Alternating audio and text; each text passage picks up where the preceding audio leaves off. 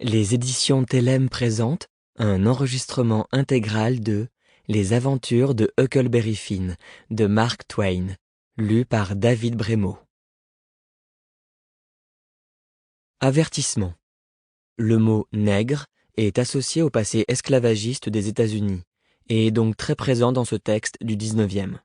Son utilisation ici est à replacer dans ce contexte. Chapitre 1. Huck Finn se présente au lecteur. L'ami de Tom, c'est moi, Huckleberry Finn.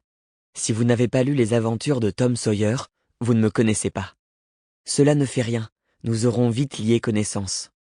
Monsieur Mark Twain vous a raconté l'histoire de Tom et il y a mis un peu du sien, même en parlant de moi.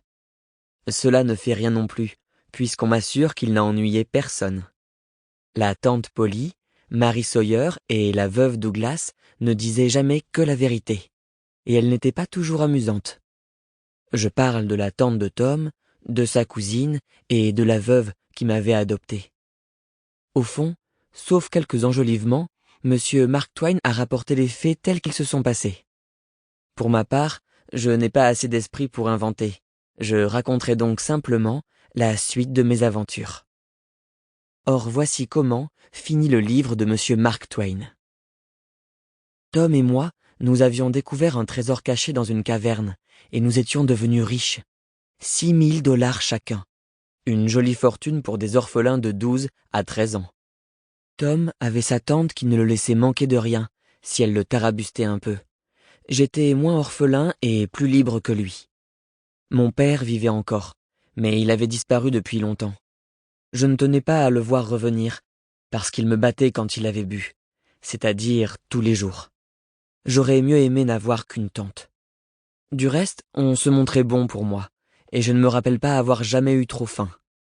L'été, je dormais dans un tonneau vide, l'hiver, je couchais dans une grange. Mon genre de vie me convenait. Personne ne s'occupait de moi, parce que j'étais pauvre. Je plaignais Tom, qui ne pouvait pas monter en bateau, se baigner ou pêcher à la ligne plus de 2 ou 3 fois par semaine. Par malheur, mon argent vint tout gâter, et je me trouvais dans le même cas. L'avocat Thatcher plaça mes 6 000 $ à intérêt, de façon à leur faire rapporter $1 par jour.